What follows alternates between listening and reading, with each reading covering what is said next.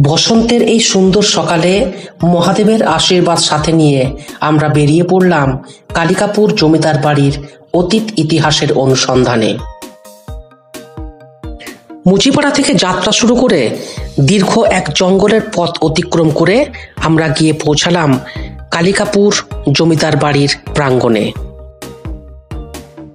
নানাভাবে তথ্য সংগ্রহ করে, বিভিন্ন মানুষের সাক্ষাৎকার নিয়ে এবং চাক্ষুষ দর্শন করে এই জমিদার বাড়ি সম্পর্কে আমরা যেটা জানতে পেরেছি, আজকের এই ভিডিওর মাধ্যমে আমি সেই তথ্যই তুলে ধরব আপনাদের সামনে।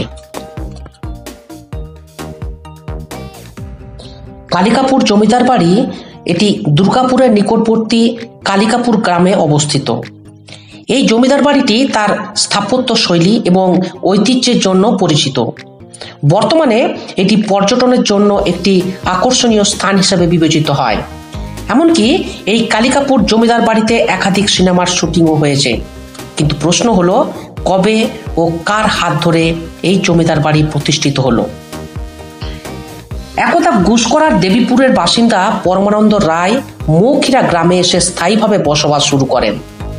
মৌখিরার গ্রামে বসবাসকালে পরমানন্দ রায় আজ থেকে আনুমানিক 350 বছর আগে বর্ধমানের রাজার দেওয়ান হিসাবে নিযুক্ত হন।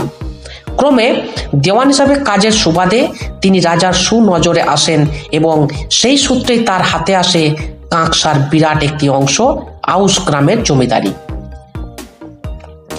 জমিদারি লাভ করার পর মৌখিরা গ্রামে তিনি একটি জমিদার বাড়ি নির্মাণ করেন। এরপর বংশ বৃদ্ধি পেলে এবং সেই সাথে আর্থিক অবস্থার উন্নতি হলে তখন তিনি একটি স্বপ্নের প্রাসাদ নির্মাণ করবেন বলে ঠিক করেন। কিন্তু নিজের গ্রামে মৌখিরায় তার প্রাসাদ নির্মাণের উপযুক্ত স্থান তিনি খুঁজে পেলেন না। তাছাড়া অজয় নদের নিকটবর্তী হওয়ায় মৌখিরা গ্রাম ছিল বন্যার প্রকোপ। তাই তিনি তার গ্রামের কিছু দূরে চলে আসেন কালিকাপুর জঙ্গলে। সেখানে এসে তিনি জঙ্গল কেটে তৈরি করেন তার স্বপ্নের প্রাসাদ বাড়ি, যা পরিচিতি পায় কালিকাপুর রাজবাড়ি নামে। এখান থেকেই তিনি চালিয়ে যেতেন কাঁকসার আউশ গ্রামের বিশাল অংশের জমিদারিত্ব। এই প্রাসাদ বাড়িতে পরমানন্দের 7 পুত্রের জন্য তৈরি হয় 7 মহলা প্রাসাদ, আর পরিবারের দুর্গাপুজো করার জন্য তৈরি হয় দুর্গা মন্দির। যদিও 7 মহল প্রাসাদের অনেকটাই বর্তমানে রক্ষণাবেক্ষণের অভাবে ভেঙে পড়েছে।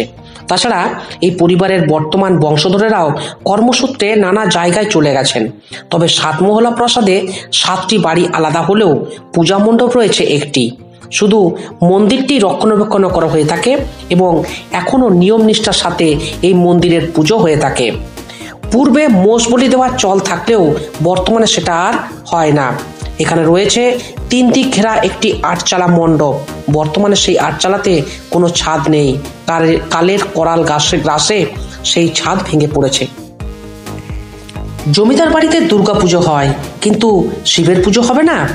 এই কথা চিন্তা করেই পরমানন্দের পরবর্তী কোনো এক জমিদার দুর্গা মন্দিরের সন্নিকটে 2টি শিব মন্দির প্রতিষ্ঠা করেন।